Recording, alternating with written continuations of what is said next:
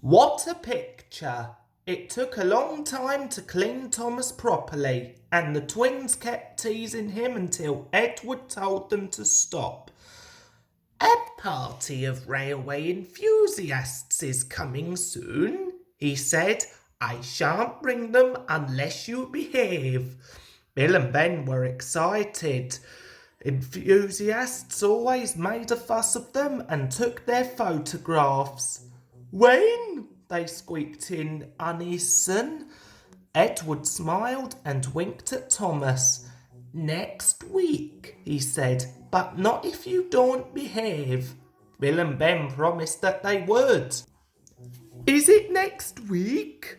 They asked Thomas each morning. Thomas enjoyed keeping the twins in suspense. Next week never comes, he would answer mysteriously. Bill and Ben weren't worried. They kept urging their crews to polish them.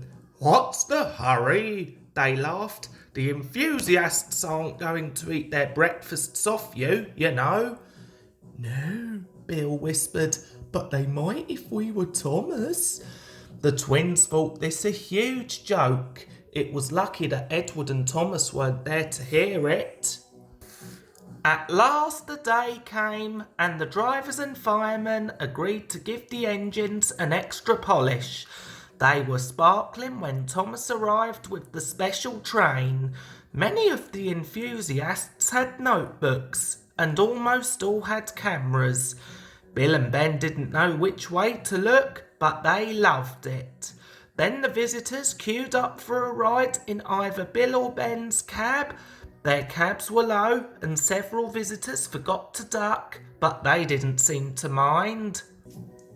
The enthusiasts' visit was almost over when a shunter came running up. A ship needs moving before the tide goes down, he said. One of you see it to it, please. Ben went at once, and most of the visitors went too, to watch. Only one man stayed. He had a camera which took instant pictures. Just one more, he kept saying. Soon even Bill tired of him. The photographer screwed his camera to a tripod and pointed it at Bill. This is it, he chortled. What a picture. Ben's fireman ran up to them. Ben needs help, he said. The ship's going aground and he can't move it on his own. Right, Bill, said his driver. We can't wait any longer.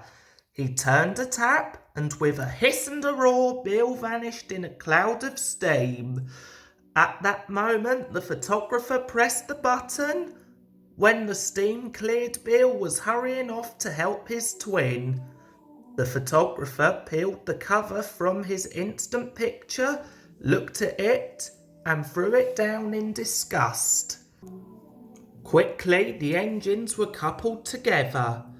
When I say heave, heave, instructed Ben. 1, 2, 3, heave. Come on, puffed the engines. The cable tightened and stretched. At last, with a shudder, the ship slid off the mud and, towed by the engines, glided into deeper water. Bill's driver found the discarded photograph on the floor. All it showed was a cloud of steam with, very dimly, Bill's funnel at the top. He showed it to Bill. What a picture, remarked Bill, to no one in particular.